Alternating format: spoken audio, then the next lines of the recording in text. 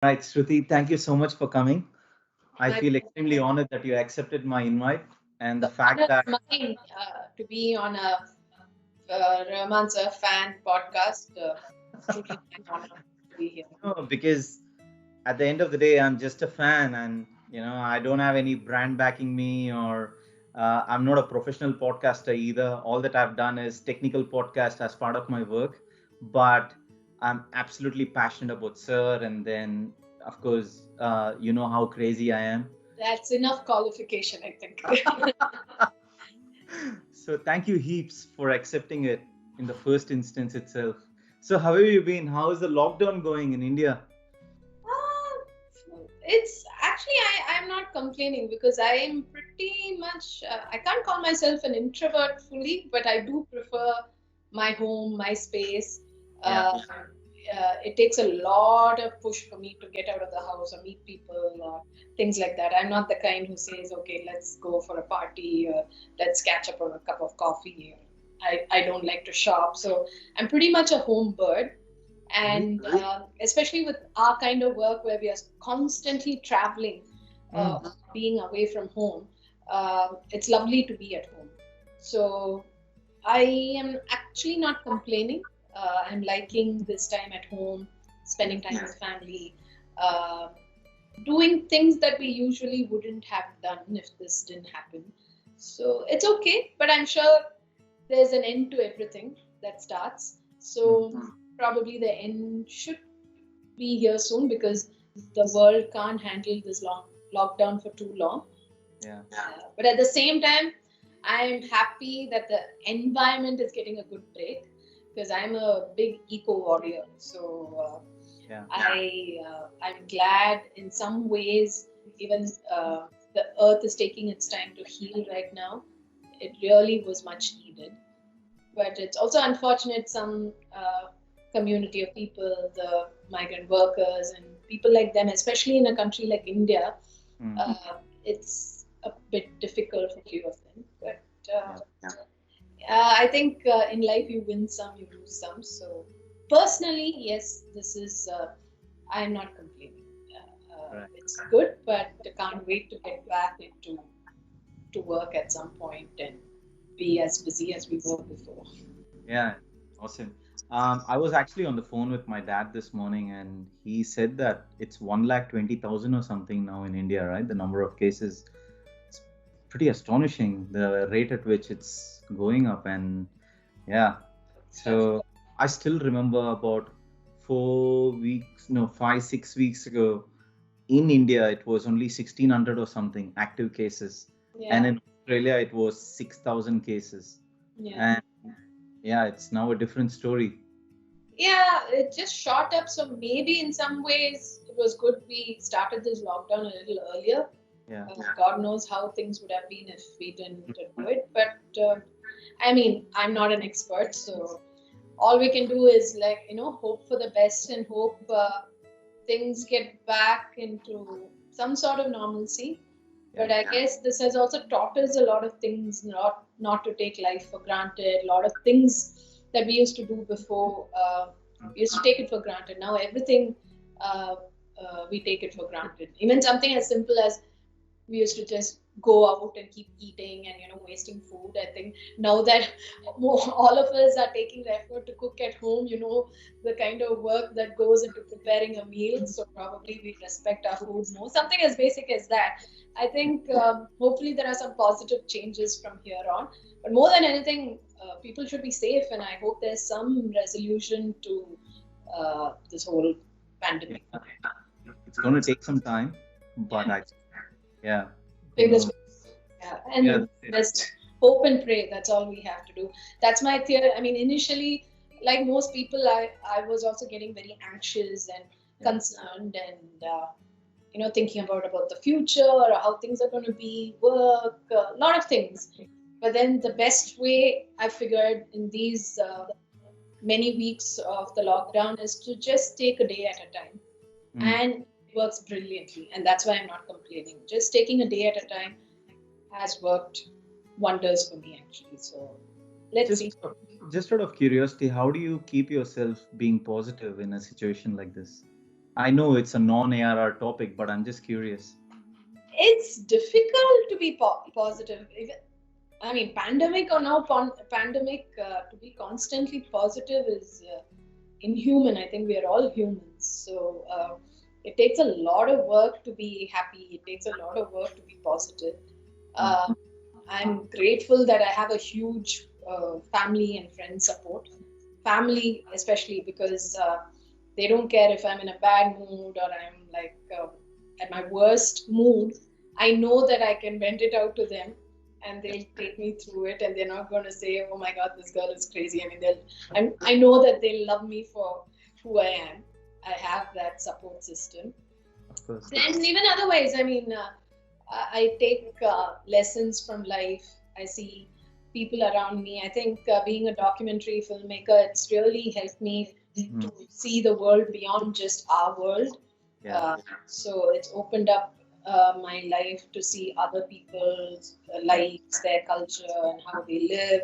So I mean, life, and in general, life. I think every day, as I said, taking a day at a time also means learning things a day at a time, learning new things. You might just be sitting at home and doing your routine, but something new you would have learned. And I also meditate every day. Wow. I try sometimes when things are crazy, I make sure I still meditate at least once a day, and I think that helps me a lot in keeping me sane, especially our kind of work. It gets really crazy at shoots, and so many things you're responsible for as a director, and you'll have to be at the right mind, taking the right decisions, being in the right mood. You can't afford to lose it, as they call it. So I try hard. I try to meditate. I would love to do more. But whenever I can, I do that a lot. Awesome. And what about music? Music, during my growing up years, has been like a prayer. It's been, especially Rahman Sir's music. I mean, I'm not saying this because I'm here, but I'm sure you'll understand it. Like for me, it was like a ritual. It's like a prayer for me. Every time a new album of Sir's releases, this was the days when it was cassettes, and then it became CDs, and that were those big, those plastic big box cassettes.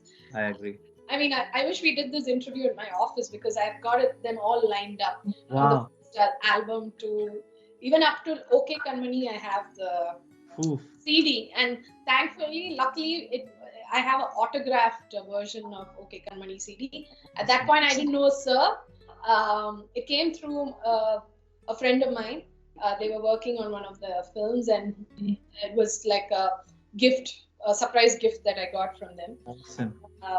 But yeah, so for me, it was like a ritual, and I wouldn't just buy the tape or a CD and just listen to it. For me, I had to be closed in a room, have no disturbance, no interruption through at least 3-4 times I listened to the tape from the beginning to end. Yeah. So growing up, that had a huge influence on me, and even as a filmmaker, I might have very few filmmakers or people to say that they were my inspiration. I think I would still say Rahman Sir in many ways, being a creative person. Just because I'm a filmmaker, I don't really have to look up to a filmmaker. Being the path he's taken as a creative genius has truly been inspirational for me. So music that way has been my meditation. Then I guess now that we're older and life takes over and there are so many other responsibilities, I can't really do the kind of rituals I used to do. I can't afford to lock myself in a room for over 1 or 2 hours. So that's why probably I need to do my quick 10-minute meditations. But yes, his music, even now I find it amazing that songs that we've heard 20 years ago still sounds very fresh and very contemporary. So his, of course, I mean, his is not the only music I listen to. I do listen to other kind of music, but predominantly, if you ask what connects with me, is truly his music. Correct. Interestingly enough, you said the music which is about 20 years old, right? Today I was playing Urvashi Urvashi song, and it just played on my shuffle, and I took a screenshot of that and sent it to Suresh Peters, and he said, "Ah, great memories of that song, the original version." So it still sounds so relevant and fresh. That amazes me. And then I had a bunch of Australian AR Rahman fans come over to this podcast about 2 weeks ago, I think. And most of these guys were mentioning that Trida Trida album just stood out for them. And Roja, of course, no doubt. And then, interestingly enough, the thing is, the Trida Trida album, as an example, still sounds so fresh, relevant, ahead. And I feel Sir has been ahead of the game right then. Yeah, And and I don't know. I tweet a lot about these things as and when it comes in my head. There are times you would think you've heard Rahman Sir's song some 100,000 times, and you yes, you think you know it backwards. But then if you hear it after a long gap, mm, you just hear maybe a little violin or a little piano that you would have missed out listening to so many times. And it's not like you listen to just that song in just one system. You would have heard it in different kinds of sound system. And correct. that's why there's so many layers. It's like a treasure box. Each time you listen to one song, I think what is fascinating is you find something new each time Yeah, that you wouldn't have probably heard yeah, in all these years. So yeah. that's what's fun about his song. And it connects to you. I Mhm. think, I mean, I don't have to tell you, it connects to you even emotionally. Like you might like or love some songs, True. but his songs, there's something deeper, there's more something spiritual, there's something more emotional connect. And for me, because of this whole ritual that I have, there are times that I make sure I listen to an album when probably I'm traveling. That's Yeah, a lot of time I get alone or something. yeah, So it always, when I listen to that particular album, it actually takes me back to the time that I was in a certain place or a certain phase in my life, yeah. including weather. Like something like if I listen to Jodha Akbar, it reminds me of summer in Chennai because it was released then, so I can feel the heat, Awesome. how hot or how bright it was while I was Yeah, listening to the songs. So yeah. stuff like that. So I think only with his music one can experience these kind of things. And I think these are the things that opened up my mind to be creative or get into a realm beyond just where we are. Wow, amazing. The ritual stuff that you mentioned, right? I actually, you just reminded me of something that I've done in my childhood, back in India. When I still remember when Lagan was released, I was in India then, and I remember buying that CD and coming back home.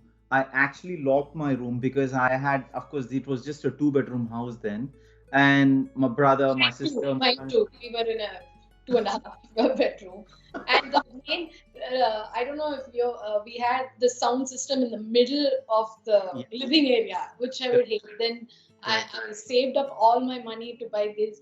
I think the 5 CD changer, some Oh yeah. system, and I made sure it was in my room so I can do this ritual. But sorry, yes, continue. No, no, not at all. And I remember I really troubled my dad to get me a Discman. It was back in the days, and it was pretty expensive. I still remember he paid like 7,000 rupees or something those days to get me that Discman. And then, yeah, I probably heard Lagan for the first time on that, and I was just mind blown in terms of a compact disc experience, and this is amazing. And as you very rightly said, I had closed the door and put the headphones on, and I just went into a world that I could not describe, and I heard it again and again and again. And another ritual that is actually continuing even today is, as an example, 99 songs released, right? And it had 14 tracks, as you might know.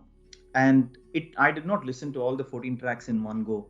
It actually took me like 5 to 6 weeks to get to the 14th track. And I started with track number one, went on for multiple, infinite times, and then after over a week, then moved to track two, and so on and so forth. And yeah, I don't know, it might just be me being crazy, but I just did not want to, I want to look forward to something with next track. Okay, this is what, I don't know what I'm going to expect. So that's the way I've been uh, practicing some sort of a ritual, so to speak, with every album that gets released. But I don't know, as you said, it has an emotional connect for me. Like as an example, "Oh Ashika" song just does something to me. Every time I listen, I'm in tears. And I had Shashwat Singh come on to my podcast 2 weeks ago, and he sang that song, and we both were in tears. And I don't know, this it's an interesting thing. It's something magical. Um, I couldn't explain. Yeah, no. I completely understand. Yeah. And during the childhood, again, I still remember Planet M Music Store was open. Yes. And then you may remember that out at the entrance of the store, they had the imprint of Sir's hand. Yeah. And when it opened in Bangalore, I was very fascinated. It was on Brigade Road in Bangalore. I don't know if you visited Bangalore. No. So I mean, I visited Bangalore, but not the Planet Inn store there. yeah, it's pretty long ago. I'm not even sure if they are still there. I've been only to the Chennai one in Spencer's, I think. Right. Okay. And with the handprint, I mean, I was so fascinated that I just really felt like it was obviously like touching Sir's hand, and then I would go and visit the store again and again just to go see that and place my hand there.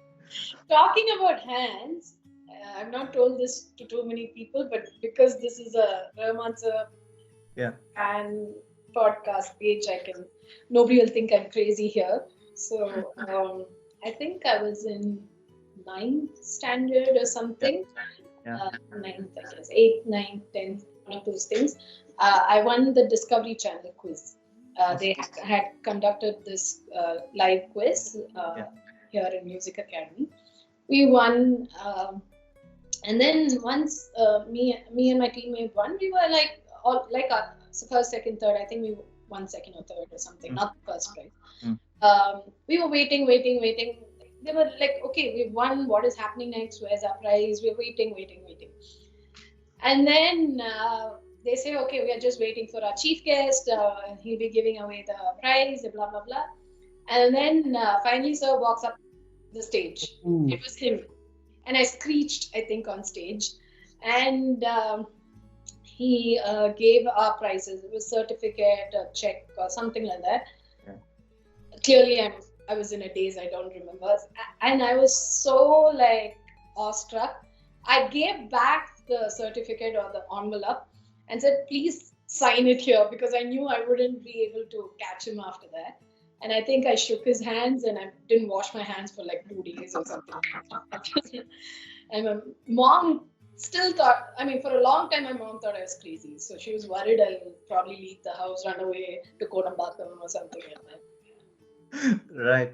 Actually, I will tell you something that I probably haven't shared to anyone. So it was in 2017, I think. I had traveled to that was one of the concerts that I had come to visit Sir, and then in the year 2017, I was determined that I have to meet him no matter what personally. So I decided to stay in the same hotel as him in Shangri-La in Delhi for the encore concert. And so I was successful. Sir was coming down the lifts and I saw him in the lobby. I went running and I told him, Sir, I come all the way from Melbourne. He's like, are you crazy? Why from that far? And I said, just to see you. And I told him, Sir, I need a picture with you. He said, yes, definitely. And then I shook his hands and I told him, Sir, something's happening. I'm unable to explain. It's your aura. And he just smiled and he left. Yeah, I don't know. He has a massive aura around him that it's very magical for me. And of course, I've met him multiple times after that, but there is something about him that I have never been able to explain. Anyway, talking of that though, right? You have done an amazing documentary with him, Harmony with AR. It still plays every week for me, I should say, because every Sunday this Harmony with AR does play all the 5 episodes, and then that's when I do my cooking at home. So hope the food turns out well after that. because it does, and it plays in the background. I absolutely love. So yeah, I'm very keen and eager to hear where it all started. So why did you choose a documentary like this? And of course, AR, of course, you've been his fan, and then how long before did you actually think about something like this? See, like most things in life, the documentary chose me. Wow. A lot of things touch wood for me. I always believe the universe gives me. Yeah. When I've gone searching for something, I've only been disappointed. Yeah. So this, I believe in what Rumi says, what you seek is seeking you. So I guess somewhere in the back of my head, I think even though I've been a filmmaker, I've just been like such a Rahman Sir fan. I don't think I even thought, like, even if I be a filmmaker, he'd be my music director, because that will become too much like a working relationship. It was just somebody I looked up to, and that's about it. But this project chose me, I would say. Wow. So before Harmony, I had done a few other documentaries and music videos, and my debut film, which happened just a year or two before Harmony, A Far Afternoon, it won the Best Art and Culture Film National Award, and it also got the Best Music for a non-feature film, and it went for many film festivals and things like that. So I guess people from Kavitalia, who are the producers for Harmony, they, I think, have noticed that there's this girl from Chennai who's been doing this and stuff like that. So they called me over and said, you know what, we want to, get into the whole OTT platform. We also have access to Rahman because of Roja, the connection. So why can't we do something with all that? How about something with rare musical instruments and stuff like that? So it's not like I was thinking about this before or anything like that. But the minute this came across, I wouldn't say I was excited or jumping on any of that. It was more like, wow, okay, this is like an amazing opportunity and idea. Let's do something good with this. So the minute this seed of the idea was put into my head, I got together a whole research team, and we were brainstorming, and my assistants, we were coming up with what kind of concept. And more, as I was thinking about it, I didn't want it to be like a very clinical kind of documentary. I didn't want it to be information heavy, because in this day and age, information is very easy to get. So if I'm going to say, Rudra, you just have to Google and say when did it originate, or how old is it, who's practicing, blah, blah, blah. So more than the story of the instrument, I wanted it to be more like a human story, because finally it's the human connection that people can connect to. So even if somebody who's not interested in music or doesn't know who Rahman Sir or his music is, emotions are universal. So I was very particular. It has to be an emotional piece, a human emotion piece, and it would come only from the musicians. The musicians should talk about it rather than the instrument. So we did a whole lot of research. We were filtering, and we were very clear that it has to be pan-Indian to bring out the beauty of India. So a lot of filtration process went through, and region-wise kind of instrument, how, like, in our head we kind of put, okay, does this instrument sound good if it combines with this instrument? So it was an extensive amount of research, including, like, after a point when we kind of got about 2-3 musicians, and I felt there was no women in this whole picture. We should have a women's perspective of the whole thing. So we brought Vedavati. We wanted a vocal. Why should everything be an instrument? Vocal is also sort of like an instrument. It's a tradition. So a lot of such filtration happened. Simultaneously, we had our meeting with Rahman Sir. We were showing him the research that we were doing. He was also probably just waiting to see, okay, who's this girl? Is she good enough? Probably judging me, I don't know. But then after, I think the second meeting, it was, he jumped into it. He said, let's do this. I think having him on board also helped us to get Amazon's confidence too, because Amazon has not done something like this at all in the non-fiction space. So I think, everything touchwood fell into place, but a lot of time went into the pre-production, which included the research, the recce, and things like that. And the rest is. How long was pre-production, like the research and stuff? It's very fluid. You can't say, because almost 6 months went into it, if I'm not wrong. because to be honest, the timelines are a bit blur for me because Mm, once mm, I've jumped into any project, I mm. completely lose track of time or time and space, literally, Yeah. because the days I'll be inside my office editing and then we come out, 2 days would have gone past and I wouldn't have known. So Good. to be honest, roughly about 6 months would have gone into the whole Wow. process. Yeah. And especially choosing the guys who got featured, like Sajid and all these guys. Uh, like, did you have many options, or did you have in your mind that we needed someone like him? No, so as I told you, we had a research team headed Yeah. by Vaishnavi Ramnathan, a very Right. good friend of mine. She did an extensive amount of research, and I have this way of working where I don't directly interact with my protagonist for any film. Mm, mm, I let the researchers or maybe even my ADs to mm. interact with them, and only finally before the shoot I interact with them to maintain the spontaneity of Right. the whole experience. So you get freshness while you shoot on camera. Mm, mm. So, but we formulate a lot of questions for the research person. It's not just one meeting she goes to meet someone, but the process is once we sort of kind of come down to an instrument. If the instrument has a good history, Mm, we then mm, look into the instrumental list, and mm. we also look into not anybody like.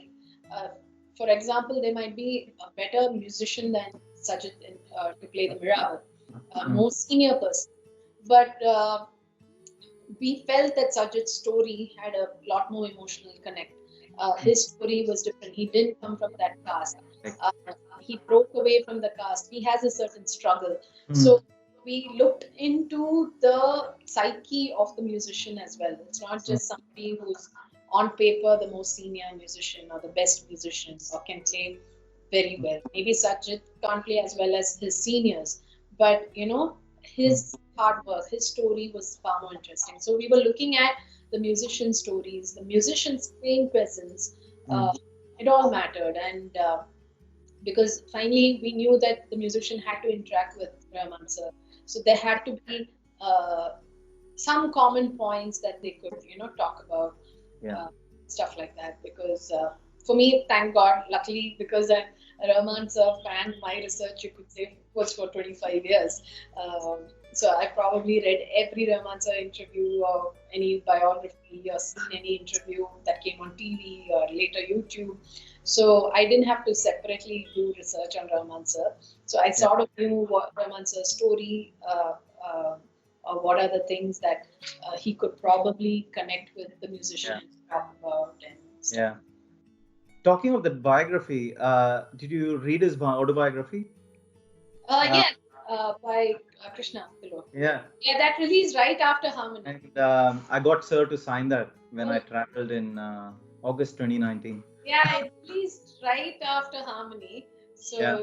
I think Krishna also connected with me on Facebook, and he was saying, it had already gone into print. Otherwise, we could have spoken about Harmony in the book. So hopefully, the next edition, or probably they would include that. Of course. So, is there a season 2 coming for Harmony? As I said, I don't know. I let the universe decide that. Okay. Touch it. Of course. Yeah, a lot of factors that will have to, and right now with the pandemic, everything is up in the air. Of course. So let's hope for the best. I want to deep dive into the Harmony stuff, right? So, the visuals were stunning. It was absolutely amazing. What was the process behind it? Because it looked really fresh, and it was very pleasing to watch. That's the best part. And then I had recommended this series to one of my other friends as well, and he said the same thing. The visuals were absolutely stunning. So what went? A lot of credit goes to my DOP Viraj Singh, and now my good friend Viraj and I have worked a lot before as well for our previous documentaries. So I think Viraj and I have a good understanding. In fact, I sometimes tell him it's like it's so boring to be with you. It feels like we're married or something because we've worked on so many projects and I can almost sense what you're going to do next, kind of thing.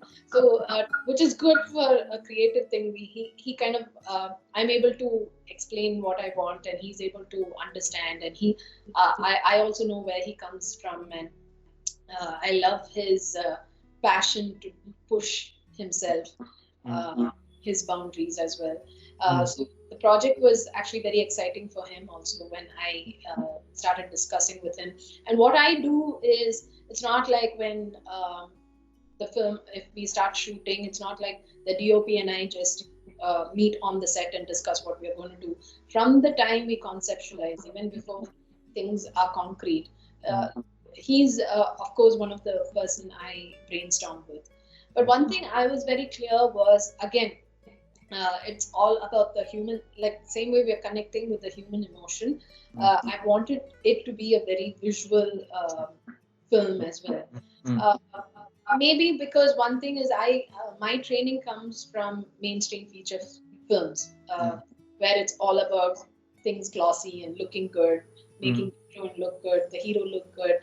Our job was to make sure the clothes were perfect, and so, and when I had to do documentary, it's sort of, I think, subconsciously those things that I learned as a AD working on feature films kind of translates. Even feature film, when you do like a song sequence, you look out for a location hunt, and that whole process kind of went to this thing as well. But it was also one of the things, like, again, because I come from a feature film background, doing documentaries were always, I felt, was sort of seen like treated like a stepmotherly treatment is what I feel. It's documentaries are never taken seriously, or they have some mind block thinking that it's boring or it's not entertaining. So we wanted to make sure that the visuals will capture people's attention. And more than anything, we are working with some beautiful locations across India. So we had to show it beautifully. So there's no excuse for that. So that was the kind of pattern that we were working on. A lot of credit also goes to my drone operator. A lot of good shots he had taken.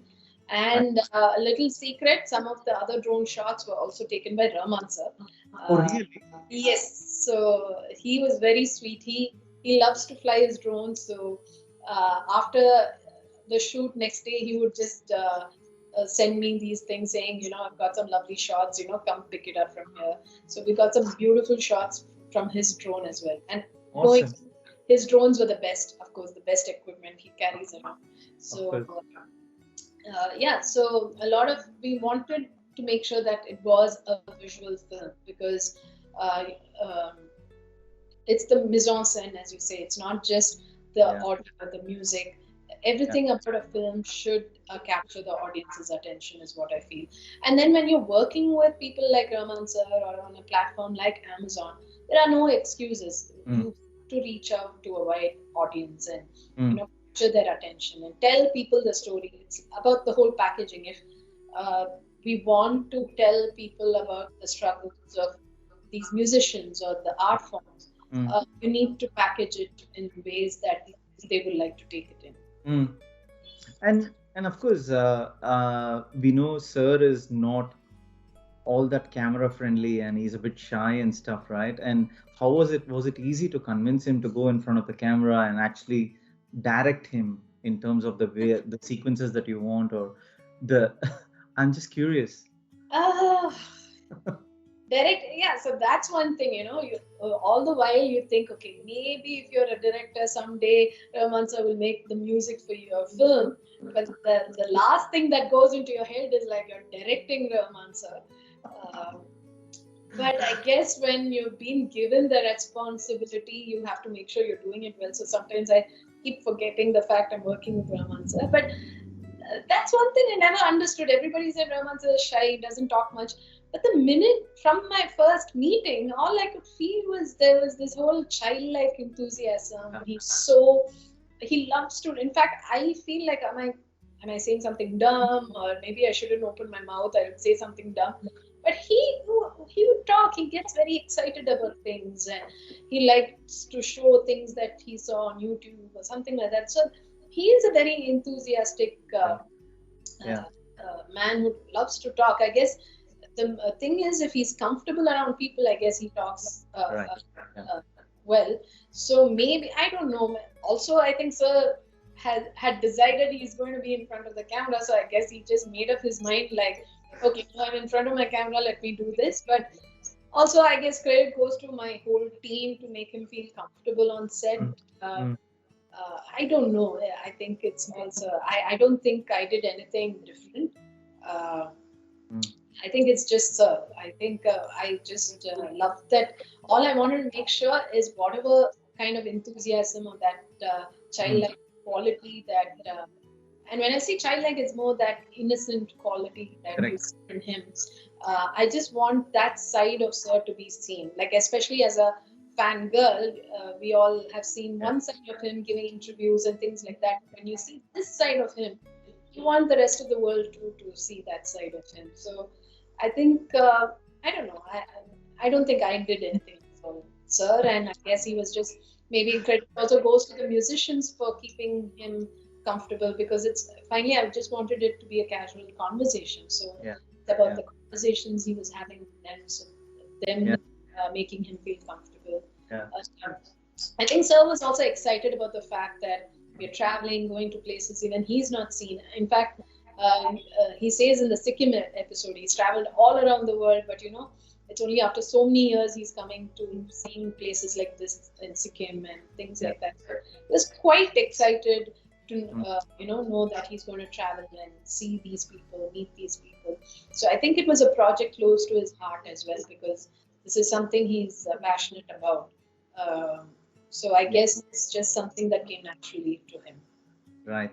And did most of your shots get taken in just one take, or were there any retakes and stuff, especially with Sir? And if there was a retake, how did you approach him?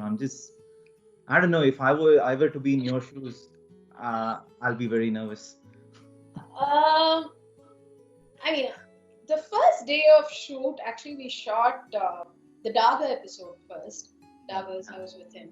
All of us were, to be honest, were nervous because we didn't know, including how to handle that. The thing about documentaries is that we, the truth, if you want to capture the truth, you can't go for retakes because things happen and you need to capture it. Yeah. So the first day of shoot, we were all kind of finding our rhythm. The DOP, me, Sir, the production, or me, how to tell Sir, or DOP with the camera, how to capture the moments. So there was a bit of, I wouldn't say nervousness, but most like finding our rhythm. There was a kind of thing. But I don't think we took retakes. As I said, we tried to keep everything real and honest. It's my way of looking at documentaries. I don't like to stage things, and so there were maybe one or two places where we did take retakes more for a technical reason or something. As I said, the first few times going to him, and you're like kind of timidly going up to Sir, can we do this or can we do that? But again, a lot of credit goes to Sir. He sort of trusted me and said, "You're the director. What are you asking me? Go ahead. Do." But over time, by the time we came to the Sikkim episode, he was a lot more. He also knew what we were up to. We all got into our rhythm, and in fact, we for the Sikkim episode, that final song, we had to really trek down with all our equipments into trek quite a bit to come to that spot. And so had like probably a bad knee or something, and poor thing, we had to make him do that trek down to get there. And every time he'll be like, "How much longer?" I said, "So a little bit more." And then I don't know if you know Tamil, he'll say, "Okay, பழி வாங்கணும்னா டைரக்டரா பிறந்திருக்கணும்." By the time I think it became that casual, of course, I was still like, "Okay, sir, sorry, sir. I mean, just some more." And but he understands whatever we are doing is for the best of the film. And that's the other thing. Like, he always, one thing I've learned from him, I mean, of course, I've always followed it, but he put it in words for me and gave me the strength. He said, make sure what you do, you're perfectly happy with it, and then you complete it. Don't be worried about the things happening around or the stress or timelines or things like that. Because once something gets out, it's no more in your control. Correct. You have to make sure that. So I think he understands, and he's a great collaborator because that's the amazing thing about it. We look at him by saying that, oh my God, he's this Oscar winner and he's the guy we. I mean, it's as if you knew him all his life, our life by listening to his music, but he's there in front of you. Yeah. There is that little nervousness. So every time I would give some little idea, like in my head, it'll sound very stupid telling somebody like him these ideas, and then he'll just say, "Yeah, great, let's go do it." And I'm like, "Sir, are you sure?" I thought this is. He wouldn't comment saying this is nice or not nice. He just said, "Yeah, sure, let's do it." Yeah. He's that very amazing way to collaborate. And when you look at his studio, also the kind of people working around and the kind of energy, it's just amazing. Like for example, the title track, I said, "Sir, you know what? Instead of just starting the song like that, can we put like a instrument tuning sound and start?" And everybody thought it was weird and what's wrong with you and do you really need it? But he said, yeah, let's do it. And or even that whole Manmoj Mein, I was like, I was not very clear what we need at the end. It's just something, it just burst out of my head. I said, sir, why don't we just make it like because we've done so many of these individually, why don't we do it like a symphony where, you know, the parts are broken like movements, and because I was reading up on Western classical then and I'm trying to understand. And he said, yeah, sure. And I'm like, sir, are you sure? Or I'm just saying, I mean, you can say if it doesn't, it's not nice. He's like, you're the director, you know it, or things like this. He just won't say anything. He'll say, yeah, sure. And then you get magic after that. In fact, the first time when I heard the title track, when it was mailed to me, headphones, of course, in my office we have this open layout for the office, so all my AD, one side AD, one side edit. But then I put one corner on my table, put my headphones, heard it, and I cried, and I just couldn't believe this would be the title track for Harmony. Wow. Yeah, I absolutely love it too. In fact, interestingly enough, I'll tell you something interesting. This is going back about 2 or 3 months ago, I think. You know, I have a dog at home. He's sleeping right now, by the way. So I take very casual videos of him, and then he's very popular in the Labrador community here in Australia.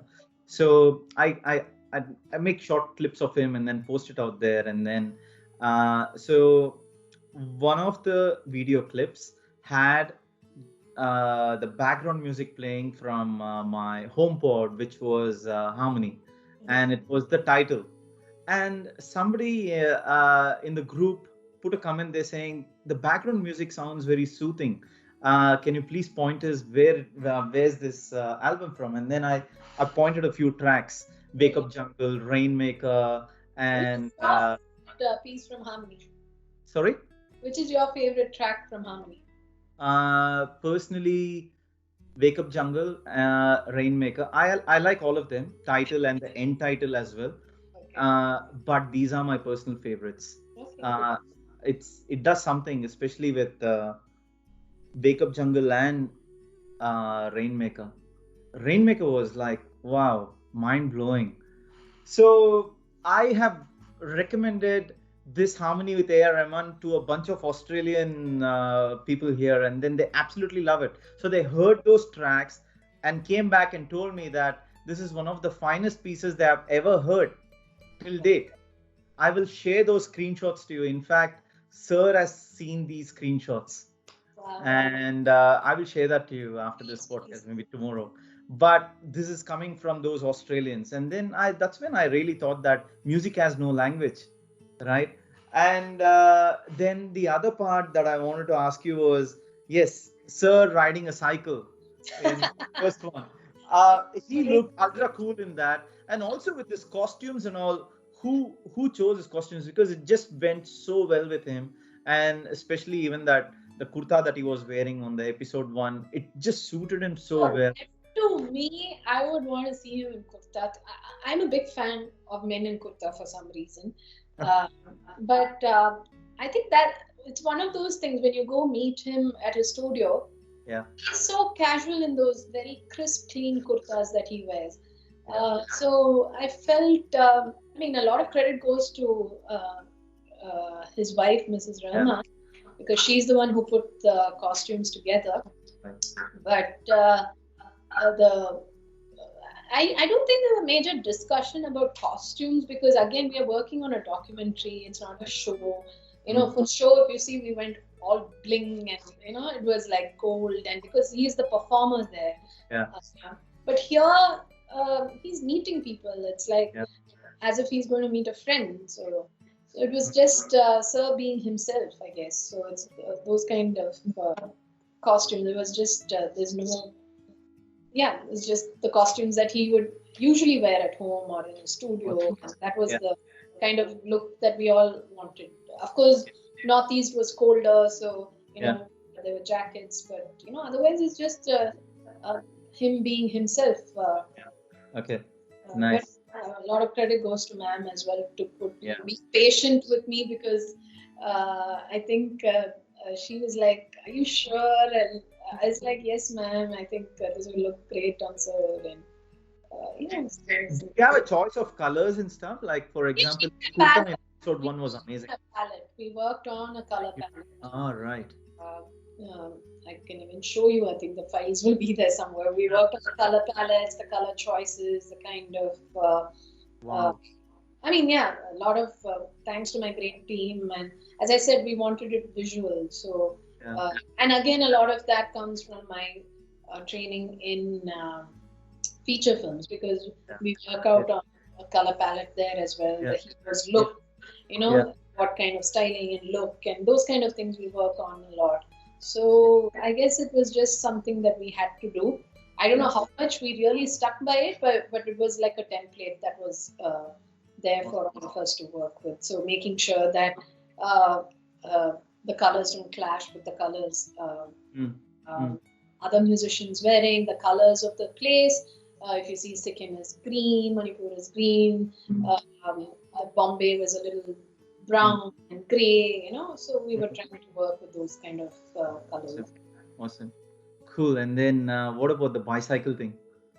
Oh yeah, coming to that. That was completely Sir's thing. Oh, really? Yes. So we were, as I said, we were shooting the Daga episode first. Yeah. And we knew we were heading to Kerala next. Then randomly in between the shoot of Daga, we were almost done. And it was also the time that we were just, as I said, getting into the rhythm of how to,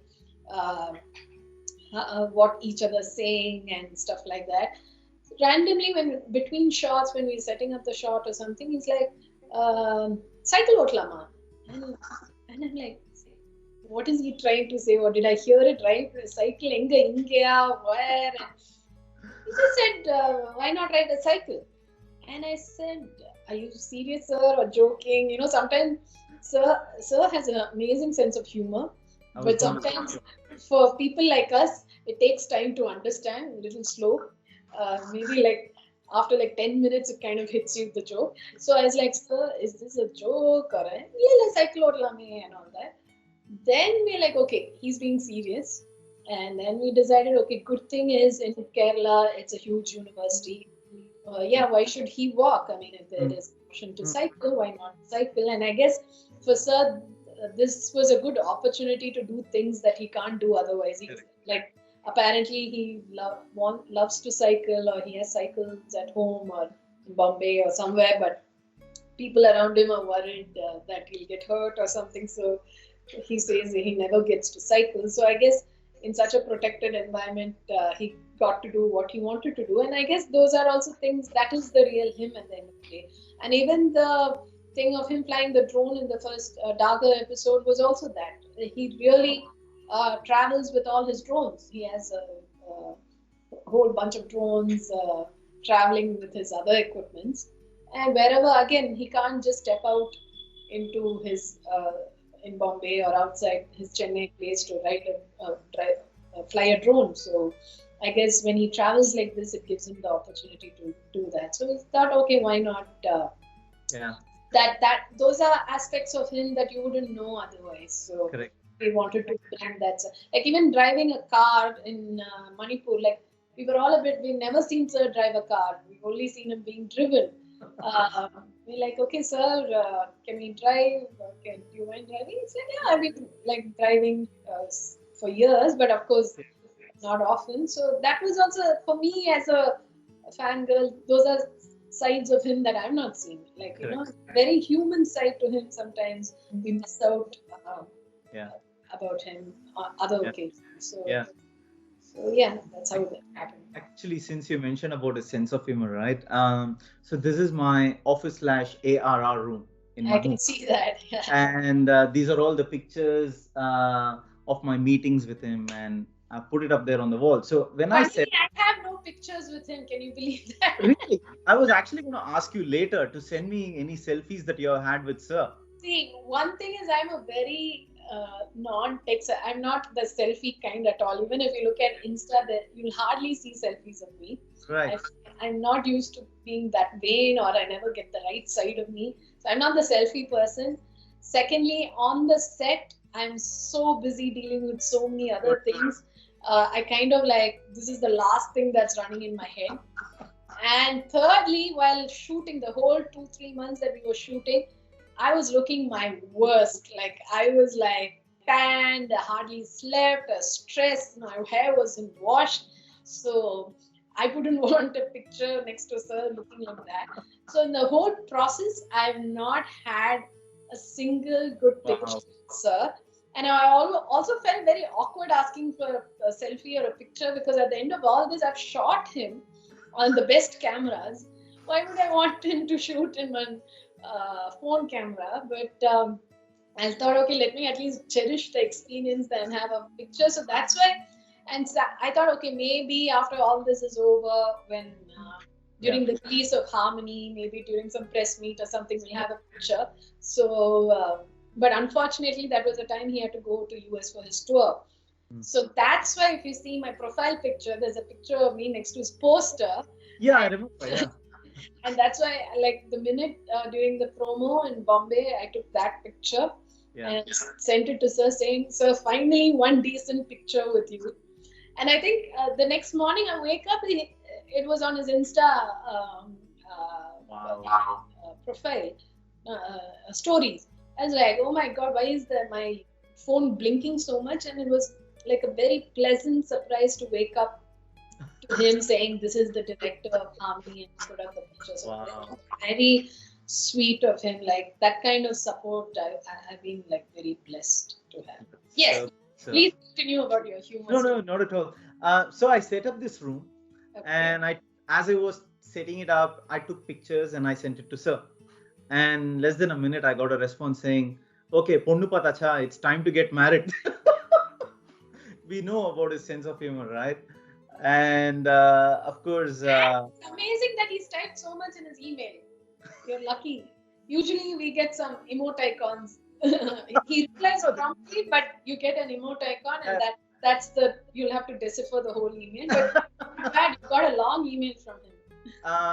Yeah, I've got a few actually like that, and then if he said Patacha, that's probably a very long email you got from him. Ponnu Patacha ? And 2 smileys, the laughing emoticons. Lucky you got selfies and a long email from Sir. And then I create stuff on the food and stuff. As you know, I had shared something this morning as well to you. So I sent 1 or 2 pictures of that 2 weeks ago or something like that. And then his response was, okay, good bridegroom material. Ha ha. So he's behind me to get married and all that. Of course, that's a different story. So his sense of humor is just amazing. So, and of course, during the process of Harmony, right, you would have, as you mentioned, you came across his sense of humor side of things as well, right? Do you remember any of the cool jokes that he must have cracked or got the entire set laughing, or is there anything that you can remember? Yeah, the one thing he said, director na padi vaangiradhuke irukka. Yeah, there are many things actually, but of course now looking back, I don't remember much, or I would have been too much concerned about setting up the shot or getting. Yeah, of Of course. There are like many things actually. I mean, but right now when you suddenly say it's not popping into my head, I also have a very bad memory. So, No, that's all good. And not that I'm going back to the cycling thing. but whatever little jokes you do here in the film is already there. Like one thing that thing when he's riding the cycle with Sajid, the first time when he starts, he's like, safe landing. Correct. I love it. You know that the thing is that we were somewhere very far shooting it. The camera was very far. Yeah. So for me, it was just a visual of him riding the cycle, whatever.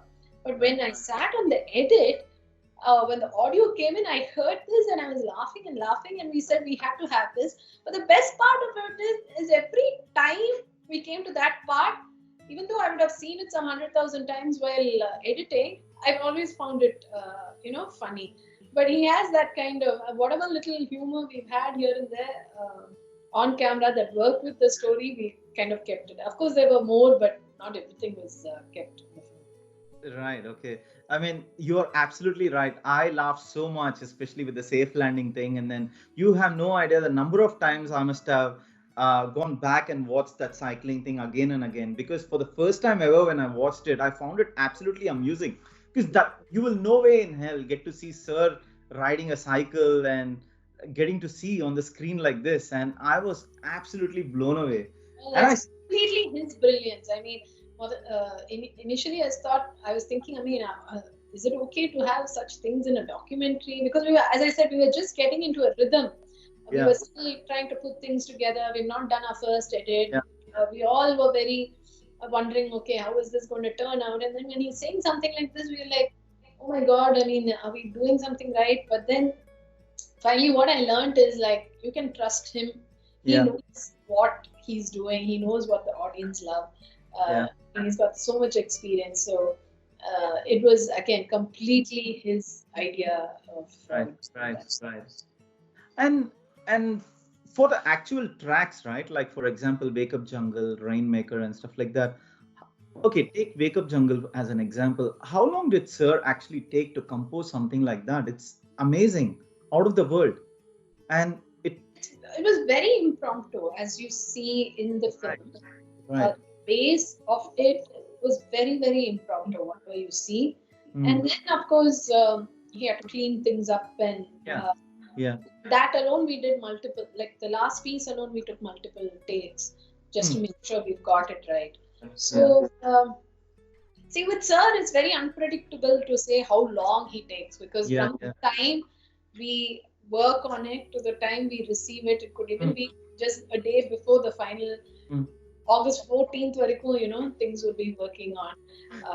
And actually towards the end, as I told you, he was in the US. A lot of things were happening over Skype and things like that. But the concept, as you see, is what you get. It was very impromptu. Wow. Maybe a one or two casual conversation with other musicians saying, we'll do this, we'll do that. So, and of course, a lot of cleanups after that. But I can't really say how long. In fact, sometimes naming the tracks took longer for us, as filmmakers, for us to edit it took longer.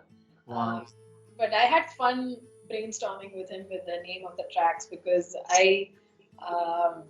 it was a fun part. I think it's to get the essence of what the music was. I think by naming it, you kind of, give an identity to it much better. So it was fun. So there's some ideas and he gave, and something we go back and forth. There's a bit of fun discussions around it. So I had to it was quite nice, interesting experience to name that. Nice. The names were actually great. Rainmaker, Wake Up Jungle. I felt they were absolutely apt. No, because for me, one of Sir's favorite albums for me was Connections. And I loved one of the track that was called Machar Khan. I don't know if you remember that, about a lot of bee sounds or matcha sound or something. Yeah, I do. I do. I was telling sir, I really love that album, and each or one track was called My Love My Blue. love.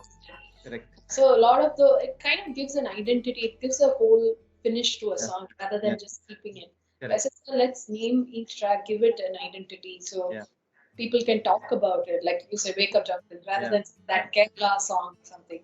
So and that he said, "Oh, Adil, I did that whole album within a day or something like that." I remember him telling me on the flight. So I was like, okay, hopefully, such a wonderful album, and it just came out within a day. So, but Wow. these songs, it's hard to say because Sir is always fine tuning till the end. Yeah. So hardly you don't know when you start the work and when you end it. It's very fluid. So, but it is the whole thing was quite impromptu then and there. And as they are playing, they'll suddenly have some ideas and they'll improvise and stuff. Right. Great. And of course, you've been very blessed to have worked with Sir, and I'm pretty sure there's going to be another season, which I think my gut feeling says that it's definitely possible. Fingers or crossed. or when I talk to him next, I'll definitely push for it. Saying, "Sir, you have to do harmony too. The guys are all waiting."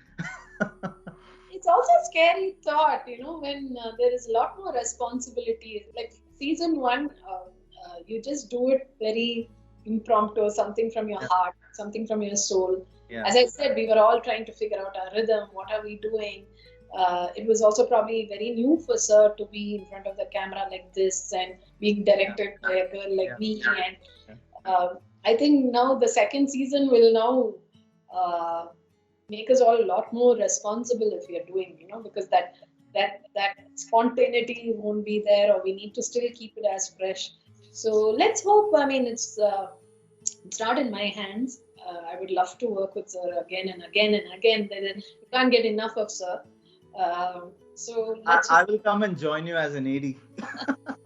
if not, there's something else with Sir. I just really hope that I still fantasize about a typical feature film. You give a situation and so the situation for part of putting that kind of thing, that would be, because working on these kind of songs are very it's something very from Sir. It's not a situation, or it's not it's very based on the musicians or what they feel like doing.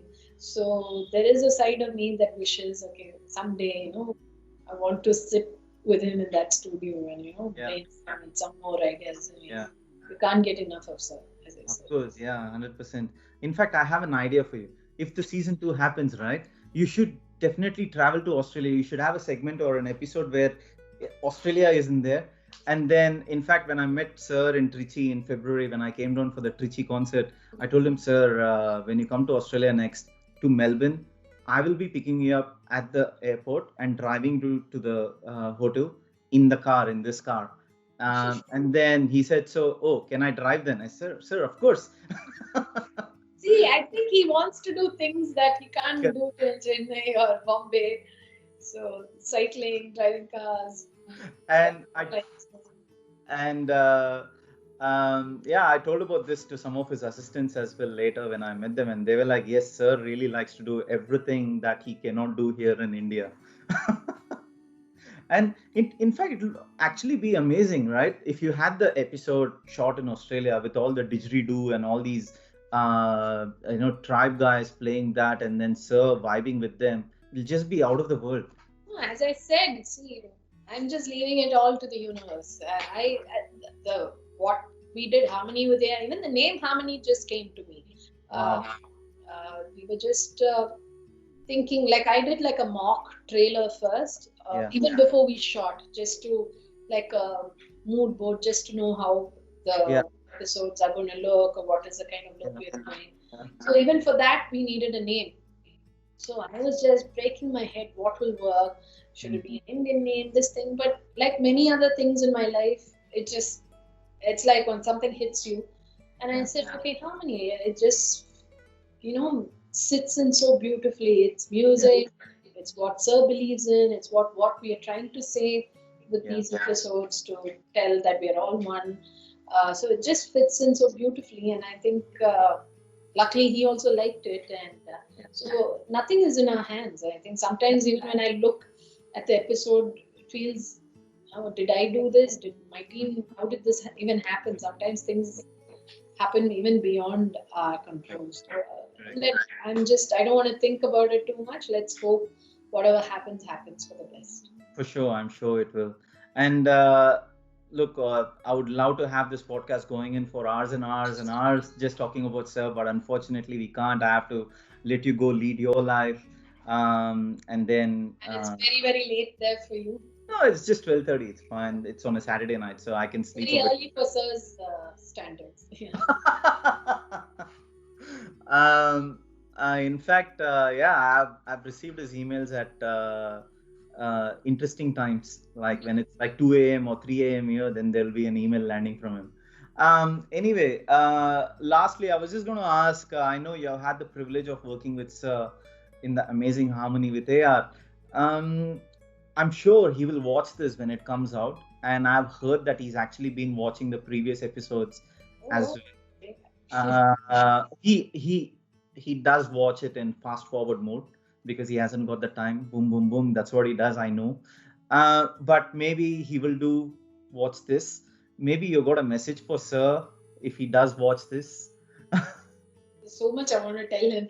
It's like every meeting I go there, you think you want to say this. Even when we're making harmony, talk about this.